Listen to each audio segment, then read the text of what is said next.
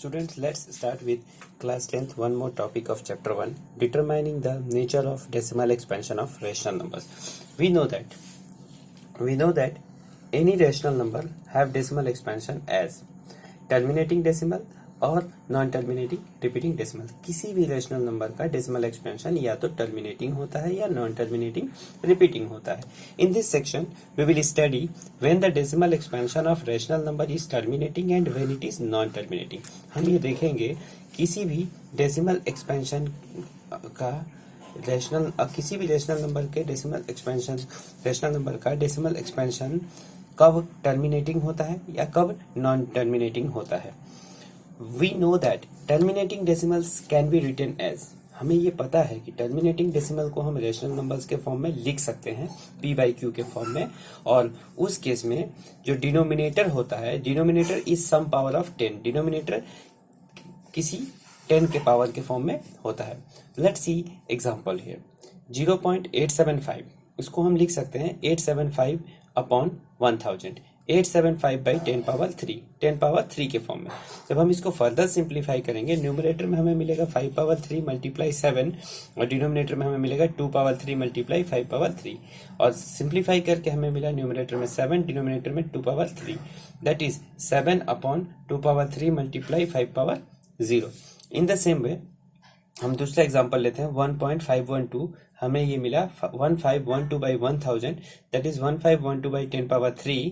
इसको हम सिंप्लीफाई जब हम करेंगे तो हम ये पाएंगे फाइनली हमें मिलेगा 189 अपॉन 2 पावर 0 मल्टीप्लाई 5 पावर 3. तीसरा हमने एग्जांपल लिया है 0.01764. That means 1764 upon 1 lakh. इसको जब हम फर्दर सिंप्लीफाई करेंगे तो फाइनली हमें मिलेगा 441 by 2 power 3 multiply 5 power 5.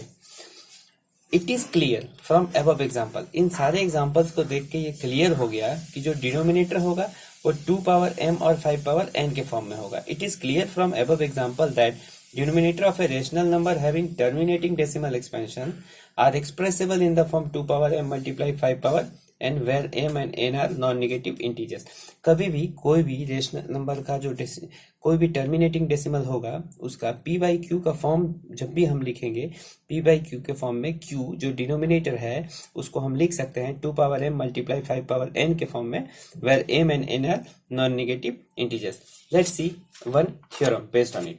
Theorem first. Let x be a rational number. Let x be a rational number whose decimal expansion terminates, and x can be expressed in the form p by q, where p and q are co-primes, and prime factorization of q is in the form 2 power m multiply 5 power n, where m and n are non-negative integers. मतलब ये है कि अगर x कोई rational number है जो एक terminating decimal के फॉर्म में है तो हम x को लिख सकते हैं p बाई क्यू के फॉर्म में. p एंड q को-प्राइम है. और प्राइम फैक्टराइजेशन ऑफ q, जब हम q का प्राइम फैक्टराइजेशन करेंगे तो हम पाएंगे कि वो 2 power m multiply 5 power n के फॉर्म में है where m and n are non negative integers. अब इसी को हम देखते हैं एग्जांपल्स के साथ. Let us prove it out with the help of example. हम एग्जांपल्स लेते हैं 0.875, 1.512, 0.01764. जैसा कि हमने पिछले केस में यही टॉपिक लिया था इसके एक्सप्लेनेशन के लिए. तो इन टर्मिनेटिंग डेसिमल्स को जब हमने एक्सप्लेन किया तो 0.875 के डिनोमिनेटर में हमें मिला था 2 पावर 3 5 पावर 0. यहाँ ये 2 पावर m 5 पावर n के फॉर्म में है. m इक्वल टू 3 है, n इक्वल टू 0 है. 1.512 के डेसिमल एक्सपेंशन में हमें डिनोमिनेटर में मिला था 2 पावर 0 मल्टीप्लाई 5 पावर 3. यानी ये भी denominator 2 power m 5 power n के फॉर्म में है. m इक्वल टू 0 है, n इक्वल टू 3 है. और 0.01764 का जब हमने सिंप्लीफिकेशन किया और डिनोमिनेटर को जब हमने प्राइम फैक्टराइजेशन में एक्सपैंड किया इसका p बाई क्यू के फॉर्म को, तो हमें डिनोमिनेटर में मिला 2 पावर 3 मल्टीप्लाई 5 पावर 5. ये भी डिनोमिनेटर जो है 2 पावर m 5 पावर n के फॉर्म में है और यहाँ m इक्वल टू 3 है और n इक्वल टू 5 है. Thus we conclude, हम कंक्लूड कर सकते हैं that any real number which has decimal expansion, कोई भी रियल नंबर जिसका डेसिमल एक्सपेंशन है that terminates और वो टर्मिनेटिंग है, can be expressed as rational number, उसको रेशनल नंबर के फॉर्म में एक्सप्रेस किया जा सकता है whose denominator is power of 10, उसका डिनोमिनेटर 10 के पावर में होगा. Also only prime factors of 10 are 2 and 5, सिर्फ प्राइम फैक्टर 2 उसका 2 का 2 and 5 होता है 10 का। सो कैंसिलिंग आउट कॉमन फैक्टर्स, जब कॉमन फैक्टर्स को कैंसिल कर देंगे between numerator and denominator, that the real numbers of p and q is in the form of p and q, where p and q are co-primes, तो हमें p और q co-prime के form में मिलेगा। And prime factorization of q, जब उसके बाद जो q का प्राइम फैक्टराइजेशन बचेगा या रिमेनिंग होगा, is of the form 2 power m 5 power n, where m and n are non negative integers. ये तो हो गया थ्योरम। इसी के बेस पे हम कंक्लूड कर सकते हैं।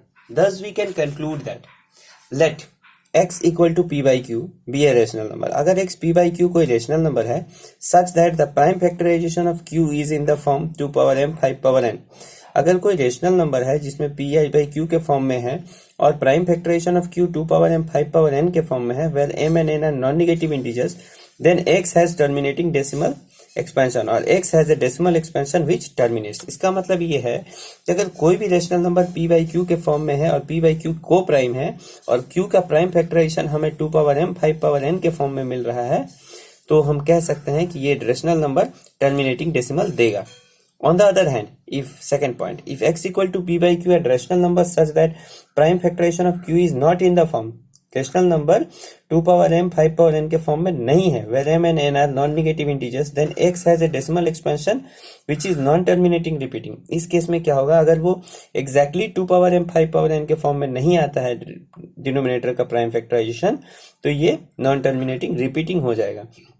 दैट इज नोट करने वाली बात है यहाँ। If prime factorization of denominator contains, prime factorization of denominator contains any other prime number, then it will be non terminating repeating. इसका मतलब अगर प्राइम फैक्टराइजेशन ऑफ डिनोमिनेटर में 2 है, 3 है, 5 है, तो इस केस में 3 एक अदर रेशनल नंबर हो गया 2 और 5 के अलावा, तो ये नॉन टर्मिनेटिंग रिपीटिंग देगा। या इन केस 2 और 5 के साथ 3 के बदले 7 आ जाए, कुछ और प्राइम नंबर आ जाए 2 और 5 के अलावा, तो वो हमें non terminating repeating decimal expansion देगा। इन दिस वे हम किसी भी रेशनल नंबर के सिंपलेस्ट फॉर्म को, जिसमें न्यूमरेटर डिनोमिनेटर को प्राइम होता है, हम देख के बता सकते हैं कि उसका डेसिमल एक्सपेंशन टर्मिनेटिंग होगा कि नॉन टर्मिनेटिंग होगा। That's all for today's topic. Thank you.